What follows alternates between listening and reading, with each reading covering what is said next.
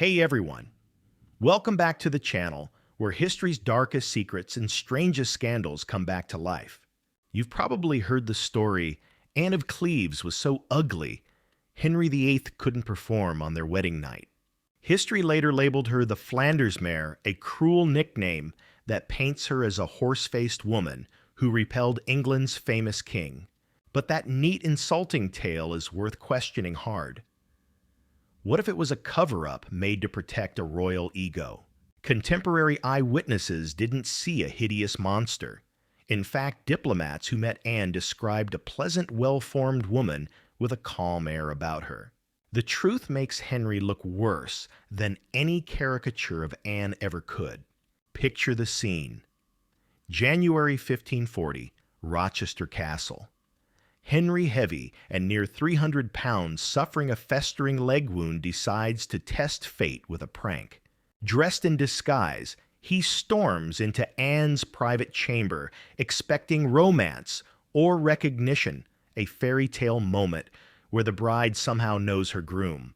Instead, Anne sees what anyone would see, a strange, corpulent old man with sour breath leaning in for a kiss. She recoils and pushes him away. That single gesture altered the course of events. It wasn't Anne's face that mattered. It was Henry's pride split open in public.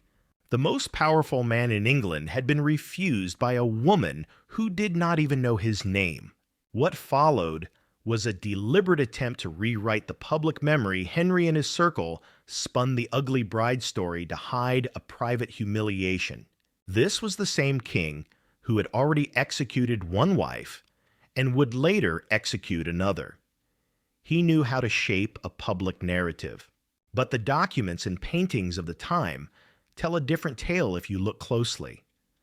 Court letters, ambassador reports, and the portrait itself contradict the smear. Henry relied on a portrait to arrange the marriage. He sent Hans Holbein the Younger to Cleves, an artist noted for accuracy, not flattery. Holbein painted a young woman with hazel eyes, fair hair, and refined features, wearing rich red and gold robes that signaled status and taste. In that painting, Anne appears composed and dignified, her elaborate headdress inscribed with bon fin, a good ending.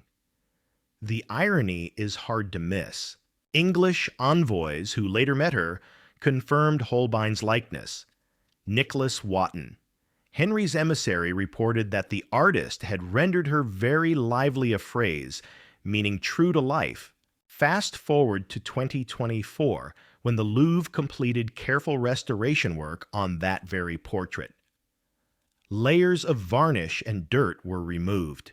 What emerged was not a caricature, but a woman with clear skin, an intelligent gaze, and the calm presence Holbein had recorded centuries earlier. So how did the ugly story become permanent political convenience and male-wounded pride mixed with palace gossip, then hardened into official history? Thomas Cromwell needed the alliance. Henry needed a marriage to secure Protestant friends in Germany. When the reality did not match Henry's fantasy, a scapegoat was needed. Courtiers, diplomats, and pamphleteers were quick to amplify an insult. Tales of Anne's supposed ugliness spread until they read like fact in later histories. Anne herself navigated the fallout with uncommon dignity. She negotiated an annulment and a generous settlement, remaining in England as a valued and fairly treated noblewoman.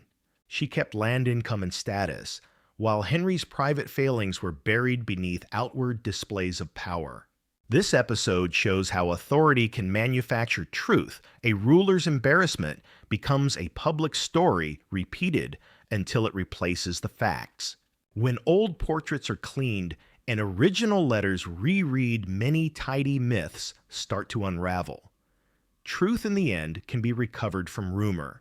So next time a scandal sounds simple, ask who benefits from that version and which sources were actually used to tell it. Anne of Cleves was not the ugly villain of legend. She was a pawn in a political marriage, and later a wronged woman whose reputation was stolen. Henry's humiliation produced an enduring lie. but the evidence, now clearer than ever, is helping to restore her name. Anne of Cleves was no beauty queen, but she was absolutely not ugly, simply a normal young woman of her time. And that's exactly what makes what happened next so much worse. Because if the portrait was accurate and Anne was perfectly presentable, then what truly happened at Rochester was not about her looks at all. So let's set the scene properly. New Year's Day, 1540.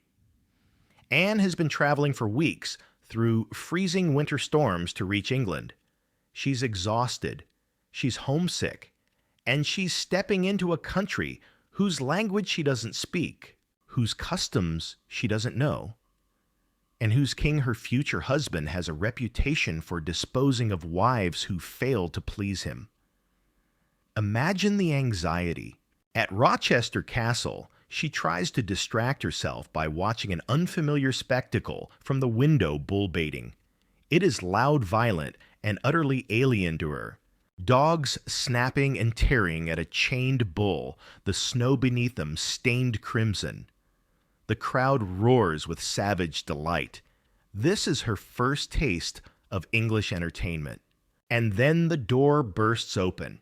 6 men in matching cloaks stride in. One of them is massive, limping the smell of rot, preceding him like a storm wind. His leg is ulcerated. His breath, sour and thick, makes the air feel heavy. Without warning, he lunges at her, gripping her shoulders and leaning in for a kiss. He speaks in English words she can't understand, but his intent is unmistakable. Any woman would have been startled, even frightened. Anne does not scream. She does not faint. She simply pushes him away firmly without drama and turns back toward the window, the universal gesture for leave me alone. She is holding her dignity together in what feels dangerously close to an assault. The man storms out humiliated. 20 minutes later, he returns, this time dressed in cloth of gold, announced formally as the King of England. And in that instant, Anne realizes what she's done. She has just rejected her betrothed Henry VIII, a man whose moods decide life and death, who had one wife beheaded and another exiled in disgrace. But here's the disturbing truth: Henry had planned this. He believed with the conviction of a man lost in his own mythology that true love would allow Anne to recognize him in any disguise. This wasn't just arrogance, it was fantasy. He had read too many Arthurian romances where noble ladies always know their knights, no matter the disguise, guided by the mystical power of pure love. When Anne failed this absurd test, Henry decided it was proof she could never truly love him. Never mind that they'd never met. Never mind she had no idea he was coming. In Henry's mind, a real bride would have recognized him instantly, even if he was dressed as a messenger, even if he stank of infection and decay. The court watched the king's mood darken. Thomas Cromwell, the man who had arranged the marriage, went pale. He recognized the look. He had seen it before Anne Boleyn's execution, before Thomas More's. When Henry felt humiliated, someone always paid in blood. Cromwell knew the marriage contract was signed, the political alliance essential. He couldn't undo it. So he did the only thing possible. He bent to Henry's new narrative. Yes, Your Majesty, she's not as beautiful as we believed. Yes, the portrait must have been overly flattering. Yes, we understand your disappointment. The court followed suit. Men who had seen Anne and found her perfectly acceptable now remembered flaws. Her nose was too long, her skin too dark, her manners strange, her dancing awkward. Every whisper, every invented imperfection served the same purpose: to protect the king's pride. But despite the sour beginning, the wedding could not be stopped. January 6th, 1540. Henry in gold, Anne in silver. A royal ceremony masking a private humiliation that would shape the rest of her life. The wedding at Greenwich Palace glittered with splendor. Gold cloth draped the walls, music filled the air, and dignitaries whispered that the new queen looked radiant in silver. But if you looked at Henry's face, you'd think a storm was brewing indoors. His jaw was set, his eyes cold. He barely spoke to Anne. Throughout the feast, his attention kept drifting not to his bride, but to a girl at the far end of the hall, Catherine Howard, barely 15 niece of the Duke of Norfolk. She laughed lightly at some courtier's remark, unaware, or perhaps not, that the king's gaze had fixed on her. That night, the royal marriage began with a whimper. Not a bang, but not for the reason history books have often implied. Henry did not fail because his bride was ugly.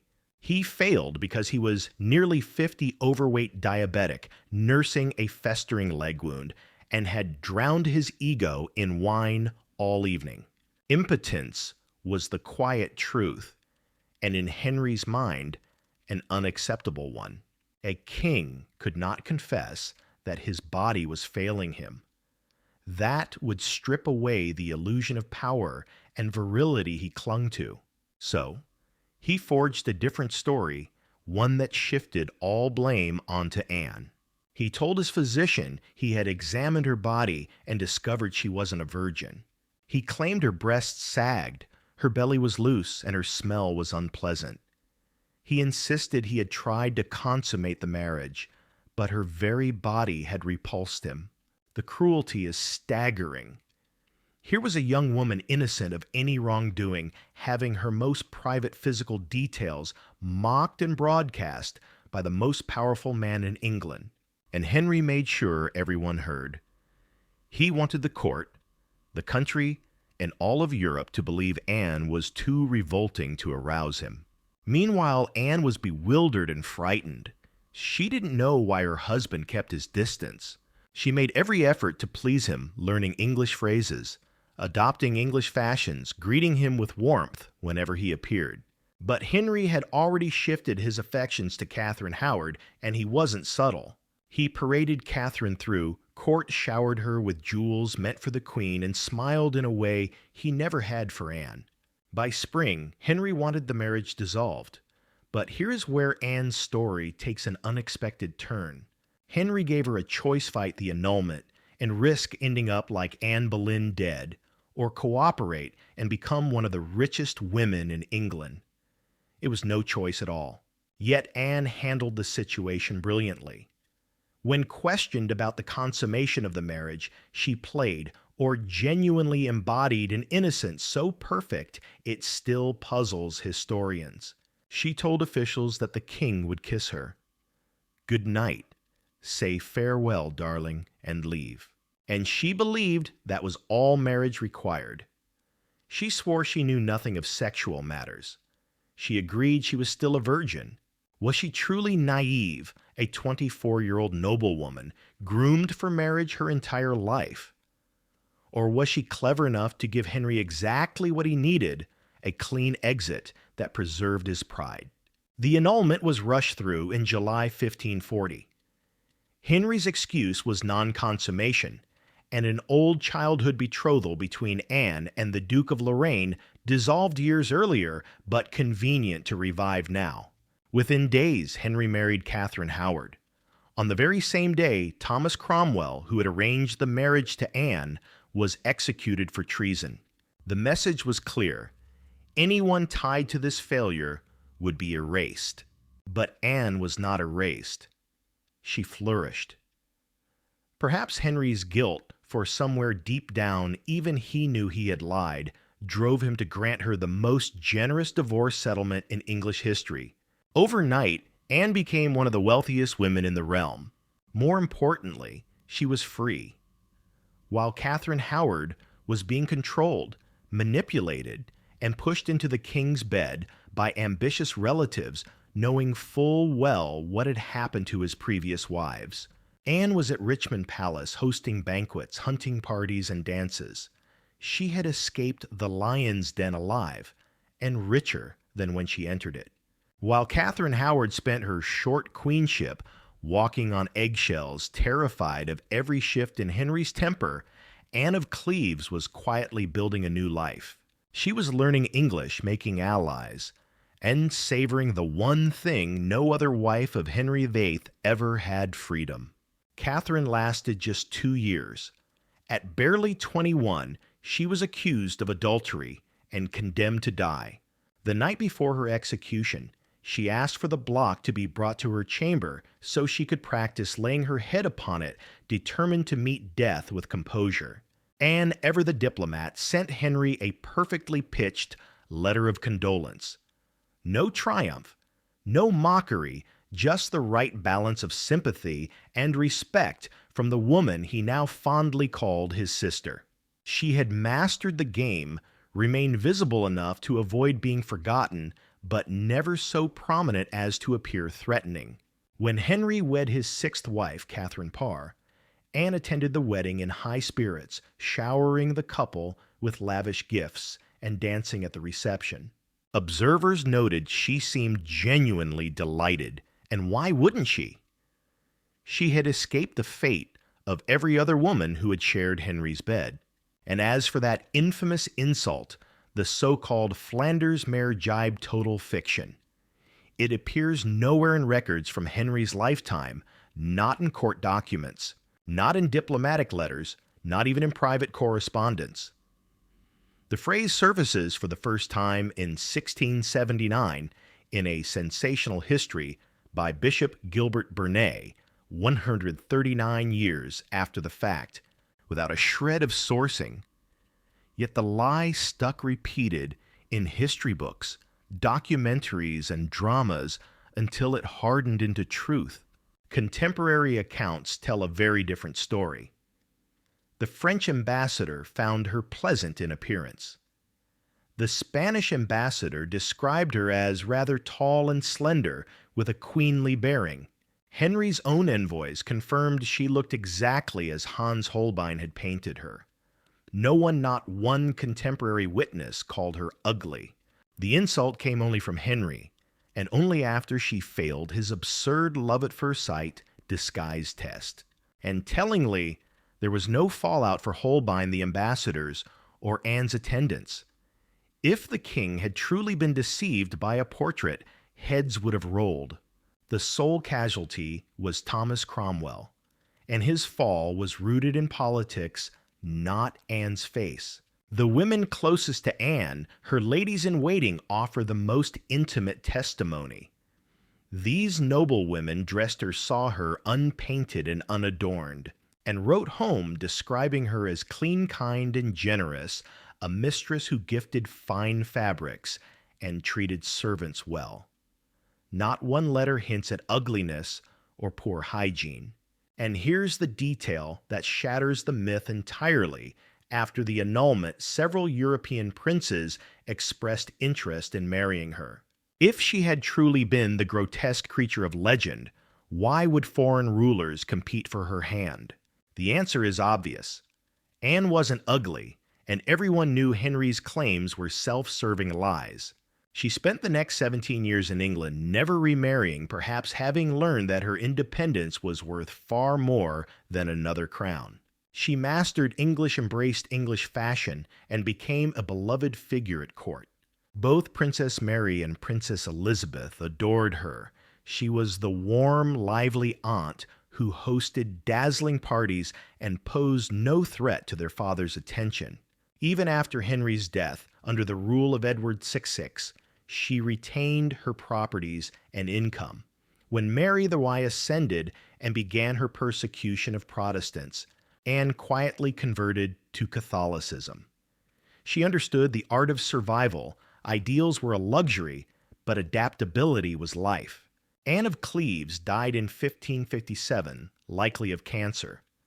She was honored with a grand funeral and buried in Westminster Abbey, a privilege reserved for royalty. Her tomb inscription makes no mention of Henry's petty slanders. It calls her a most excellent princess. Even in death, she preserved the dignity Henry had tried to strip from her. The recent restoration of Holbein's portrait gave Anne of Cleves a justice she never lived to see. In the 17th century, Someone deliberately darkened her image, sharpening her features, draining the warmth from her face to make her seem severe, even unpleasant. It wasn't an accident. It was propaganda. A way to make Henry VIII's insults sound like truth. But under centuries of grime and spite, the real Anne emerges not a beauty, not a monster, simply an ordinary young woman caught in a royal trap. That, in fact, is what makes Henry's cruelty so much worse. He didn't ruin her because she was ugly. He ruined her because she didn't fall at his feet. Henry's other wives tell the pattern well. Catherine of Aragon resisted annulment and was exiled to die alone. Anne Boleyn tried to please him and was executed on lies. Jane Seymour gave him a son and died in childbirth. Catherine Howard was used by her family and lost her head. Catherine Parr survived only by living in constant fear. Anne of Cleves alone played the game differently. She gave Henry what he wanted, an annulment, but made him pay handsomely for it. She didn't fight, didn't argue, didn't challenge the story. Let him call her ugly. Let the world repeat it. Then take the money, buy beautiful gowns, and host dinners. She understood a truth about narcissists long before the term existed. You can't beat them by confronting them. They will destroy you first. But if you let them believe they've won, while quietly securing your freedom and comfort, you survive. You win. Centuries later, historians are trying to repair her name. But half a millennium of being the ugly wife doesn't vanish overnight. Say her name, and most still think of Flanders Mare a slur she never heard invented more than 100 years after her death. The tragedy isn't what Henry said about her. It's that we believed him. We took the word of a serial wife killer about his victims' looks. We turned his spite into textbook fact film scripts and lazy jokes. We made her supposed ugliness a punchline when the real punchline was Henry. Old, sick, deluded, pathetic. And yet Anne got the last laugh. She outlived him by a decade. She outlived every one of his other wives. She outlived the minister who arranged her marriage and the courtiers who mocked her. She lived to see his legacy crumble, his only son dead young, his daughters declared bastards, then legitimate, then bastards again. When Henry's bloated corpse lay in its coffin, it swelled until it burst, leaking foul fluids across the chapel floor. Anne, meanwhile, was still wearing silk, still pouring wine for guests. To Henry's daughters, children warped by their father's cruelty, she was the one adult who never hurt them. Holbein's portrait now tells the truth. Henry tried to bury Anne of Cleves was never ugly. She was a strategist, a survivor, a woman who turned a king's insult into her liberation. She understood that sometimes the greatest victory is letting your enemy think they've won while you walk away with everything. So if you think Anne deserves her place in history, back not as the ugly wife, but as the queen who outsmarted a tyrant, help set the record straight. Hit that like button so more people hear her story. Share this video so Henry's lies lose just a little more power. And subscribe for more history. They didn't teach you in school, the kind that peels back the propaganda and lets the real faces shine through.